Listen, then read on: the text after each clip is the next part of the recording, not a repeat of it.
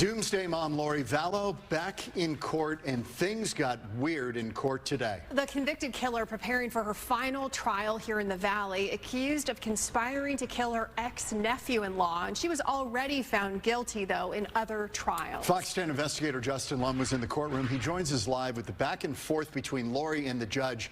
Justin, this kind of illustrated the perils of a defendant trying to represent themselves. And multiple times the judge asked Lori Daybell, quote, "Are you done?" That is a quick synopsis of the interactions between this pro se defendant and the court. And out of nowhere, Daybell asked the judge to recuse himself from her murder conspiracy case.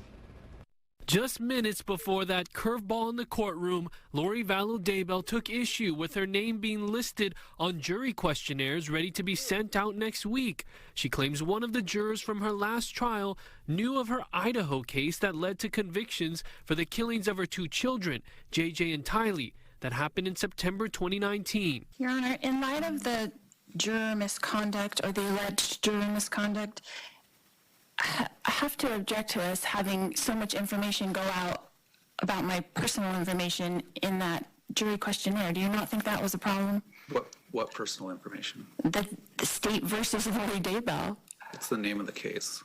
Yeah, you don't put that on anyone else's questionnaire, or one other person that's ever had that questionnaire ever put out with their name on it. They just don't do it. Do it in every trial I've done. And then the people are just going to Google it, and then we're going to have the same exact problem we had getting a jury for that case. We're going to have the same exact problem. Are you done? Are you just going to keep... Okay, how do we screen for if people have heard about you if we don't include your name? Judge Justin Beresky explained the purpose of weeding out potential jurors who know about this bizarre saga.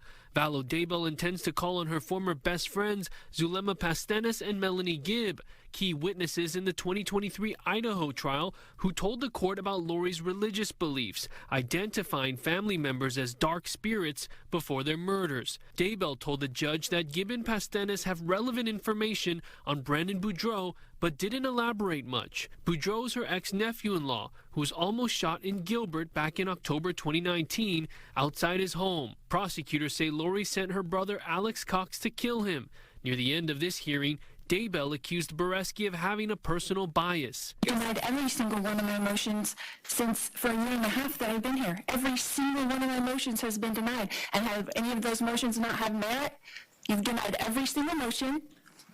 I think I was here this morning about 15 minutes ago when I granted your motion to meet with your attorneys over the lunch hour. I have granted other motions of yours. Okay? That's the first motion that you've ever granted. Well, in my behalf. file motions that have a legal basis, and I might grant them. So you're saying none of my motions have had merit? Not many, no. Daybell did not back down. Are you done? Are you not going to recuse yourself? No, I'm denying your motion.